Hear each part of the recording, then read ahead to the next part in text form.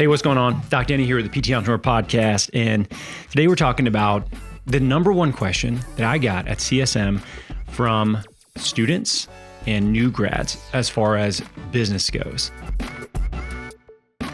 So I had a chance to talk to, I don't even know, it had to be over 100 different student, new grad, right out of school PTs.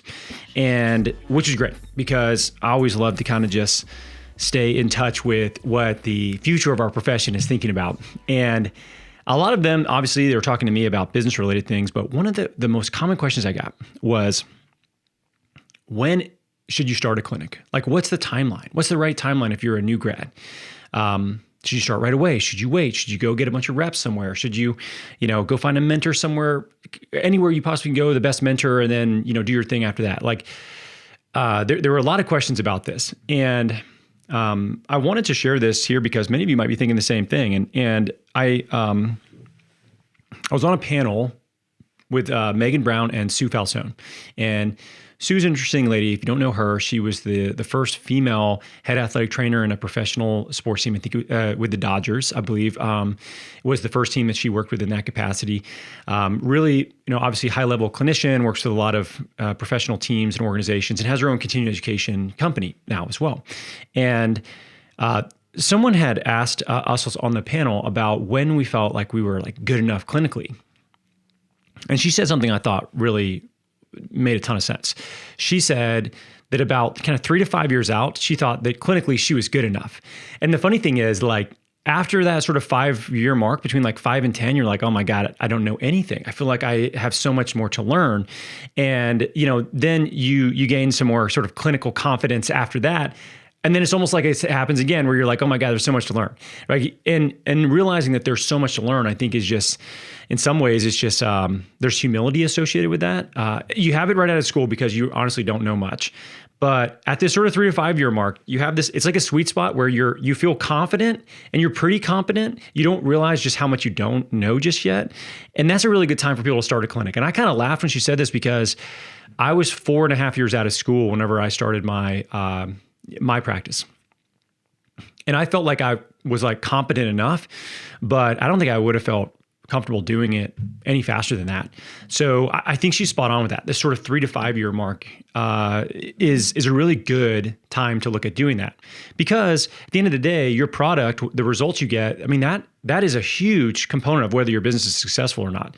People wanted to know, like, how do I get more new patients? Like, what is this secret sales script? What are all these things? And, one of the things I just kept saying was, like, you got to be really good at what you do. You need to be a really good clinician, and you can't kind of work around that. I don't care what marketing secrets you use or sales stuff or whatever. It doesn't really change anything. All that changes it is the fact that you have to be a really good clinician first. Your service has to be amazing. Then you can bolt on business things around that. But if you don't feel competent, then I wouldn't start a clinic yet. So you could go get a bunch of reps in to help improve pattern recognition and your ability to effectively diagnose and treat somebody. You could go find mentorship and really go out of your way to go work with someone that's specifically working with a specific niche and that you want to treat very similar to. If that, you can make that work, right? And you can get a job in that type of setting. You could go through a residency or a fellowship if that is what you feel like is going to make you feel more comfortable. But the only caveat to that, the only thing I would say it makes sense to do your own thing is if you have deep knowledge in a very specific domain. For instance, at one of the informal sort of talks that we had, I had a question where there was a PT. She was about to graduate. She already was working with people within her niche. She was already making money. She was seeing clients on the side while she was in school.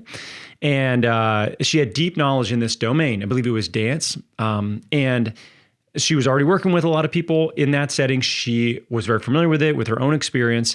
And when she asked me, she's like, well, what should I do? Should I just like go get a job? And the answer to that person would probably be no, because they've already established momentum. They have deep knowledge there.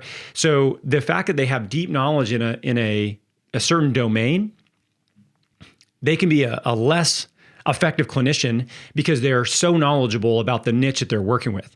So they can become a better clinician as they go because they're a great coach at whatever the niche is that they're already working with. This could be runners. This could be, combat sport athletes. This could be dancers. This could be cyclists. This could be whatever you want. Baseball players. Like, I got a lot of stuff like that, where it's like, I have this unique knowledge base. I talked to two guys. One was a competitive baseball player. One was a competitive bodybuilder.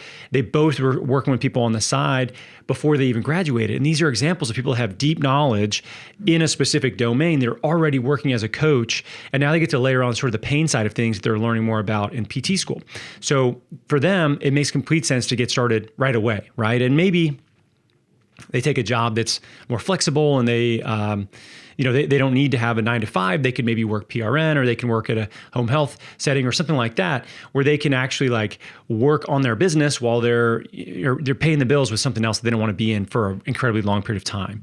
So that was a really sort of big part of a lot of the questions that I got is like, when can I do this? Like, I'm chomping at the bit. Am I going to miss my opportunity? And that's just a hard thing to answer, because it's hard to say what the environment's going to look like 2 years from now, 5 years from now. I don't think it is going to be that much different, to be honest with you. I think there's obviously going to be more competition. I think more people will start clinics like this, but also more people will be aware of clinics like this. So the pool of people we can work with will also continue to grow. So if you have like FOMO about starting your own thing and feeling like you're missing this ideal time, I just don't know if that's the case. I can't say with certainty that that's going to be the case. I can definitely say that if you're not very good at getting patients' outcomes, you probably shouldn't start a business just yet. You should learn how to be a clinician first, then learn how to run a business after that. You don't want to try to learn how to work with your clients and start a business and run a business at the same time. You're learning two very different, very challenging things. Be clinically excellent first, or have that deep domain knowledge and already have this pre-existing skill set and to start doing your own thing. And if people are already paying you, to work with them, to write, bodybuilding programming, to deal with different injuries they have, and it's like, don't stop the momentum, lean into it, lean into that and get a job doing something that's flexible so that you can really focus on your business. Because building momentum's hard. And if you already have it, do not stall it out. Don't just like hit the brakes because you feel like you need to go get a job for a few years at a traditional clinic.